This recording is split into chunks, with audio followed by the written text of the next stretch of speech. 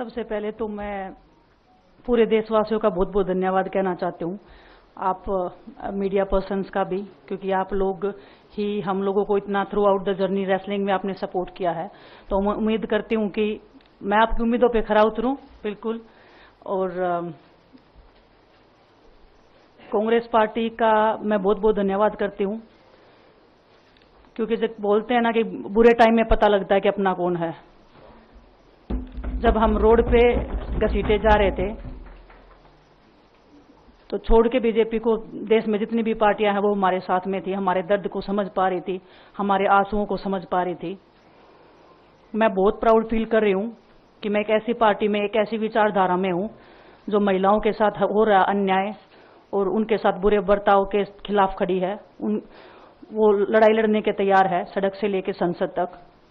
और मैं विश्वास दिलाती हूँ पूरे देशवासियों को कि जो मेहनत, जो लगन से हमने रेसलिंग में काम किया है, हम चाहते हैं कि देश के हर एक नागरिक को जो दर्द, जो तकलीफ हमने झेली है, खासकर महिलाओं के लिए, हर एक उस महिला के साथ में हम खड़े हैं जो अपने आप को लाचार, अपने आप को बेबस समझती है। रेसलिंग में मैंने पूरा कोशिश किया कि मैं जितनी भी महिलाओं को, छोटी बच्चियों को इंस्पायर कर सकती हूँ। मैं चाहती तो मैं जंतर मंतर पे रेसलिंग छोड़ सकती थी, और सभी लोग भी मान रहे थे, पूरा देश इस चीज को विश्वास कर रहा था, क्योंकि बीजेपी आईटी सेल ने उस चीज को साबित करने की कोशिश की थी कि हम चले हुए कारतूस हैं, हम खत्म हो गए हैं, हम पॉलिटिक्स कर रहे हैं। उन्होंने बोला मैं नेशनल नहीं खेलना चाहती, मैंने नेशनल चैंपियनशिप खेला। उन्होंने बोला ये ट्रायल्स दे के नहीं जाना चाहते, मैंने ट्रायल्स भी दिया। उन्होंने बोला कि ओलंपिक्स लेवल तक नहीं जाना चाहते, मैं ओलंपिक्स में गई, मैं फाइनल्स में गई। अनफॉर्चुनेटली परमात्मा को कोई और चीज मंजूर होगी। एक चीज मुझे पता है कि जब मेहनत आप करते हो तो जरूरी नहीं कि आपको उसी दिशा में मिले, कई बार दूसरी चीजों में भी आपको वो फल मिल जाता है। और परमात्मा ने मुझे मेरे देश के लोगों की सेवा करने का जो मौका दिया है, वो मैं मानती हूँ कि उससे बड़ा पुण्य का काम कोई नहीं हो सकता है। मेरे लिए बहुत प्राउड की बात है। बहुत एक मैं नई पारी की शुरुआत कर रही हूँ आज से। सभी को नमस्कार। और मैं धन्यवाद दूंगा केसी जी का, हरियाणा के प्रभारी हमारे दीपक बावरिया जी का, अध्यक्ष हमारे उदयभान जी का, पवन खेड़ा जी का और विनीत पुनिया जी का, और जितने भी कांग्रेस के हमारे लीडर हैं उन सब का, कि हमें विनेश ने बताया कि बुरे समय में हमारे साथ खड़े हुए। जो आज बीजेपी की आईटी सेल बोल रही है कि इनका मकसद तो सिर्फ राजनीति करना था, हमने तो उनको लेटर भेजा था, वो जब भी नहीं आए। हमने तो बीजेपी के जो सांसद थी, जितनी भी महिला सांसद थी, उनके घर पे लेटर दिया था, वो फिर भी उन बच्चियों के साथ नहीं खड़े हो पाए। कांग्रेस पार्टी तो बिना कुछ हमने इनको बताया, ये वहां पे हमारे साथ खड़े हुए।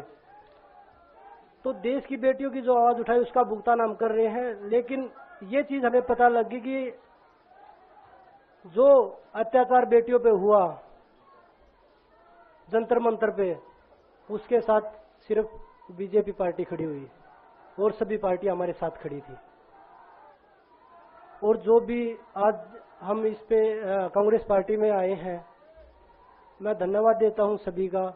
हम अपनी पूरी मेहनत, जितनी हमने कुश्ती में मेहनत की है, जितनी हमें किसान आंदोलन में मेहनत करी है, जितना अग्निपथ योजना के टाइम पे मेहनत करी है और बेटियों के आंदोलन में मेहनत करी है, ऐसे ही मेहनत करेंगे और कांग्रेस पार्टी को भी मजबूत करेंगे और देश को भी मजबूत करेंगे। और ग्राउंड पे रह के काम करेंगे। जैसे रेसलिंग में बचपन से 7-8 साल की उम्र में लगे थे, जब ये पता नहीं था कि हम ओलंपिक मेडल जीतेंगे, लेकिन धीरे धीरे आगे बढ़ते गए, मेहनत करते गए और वो मुकाम हमें मिला, क्योंकि ओलंपिक से बड़ा कोई भी प्लेटफॉर्म नहीं होता। और जिस दिन विनेश फाइनल में गई, उस दिन पूरा देश जोश में था, पूरा जश्न हुआ। लेकिन अगले दिन जो घटना हुई, पूरा देश दुखी था। लेकिन कुछ आईटी सेल थी जो पूरा देश में जश्न मना रही थी। तो ये देश के लिए बड़े दुख की बात है। और पूरे देश को सोचना चाहिए कि आप किन लोगों को सपोर्ट कर रहे हैं। जो देश में खिलाड़ियों के साथ, महिलाओं के साथ, किसानों के साथ, जवानों के साथ जो अत्याचार कर रहे हैं, आप उन लोगों को सपोर्ट कर रहे हैं। तो मैं यही बोलूंगा कि हम मिलके मजबूती से लड़ेंगे और जो संघर्ष की लड़ाई, उसमें हम हमेशा कांग्रेस के साथ खड़े रहेंगे। और जो विनेश ने बोला कि हम हर जो महिला जो बेटियां, देश की बेटियां हैं, जिनके साथ अत्याचार होता है, हम उनकी आवाज हमेशा उठाते रहेंगे। सभी का धन्यवाद। धन्यवाद बजरंग जी। अब कार्यक्रम को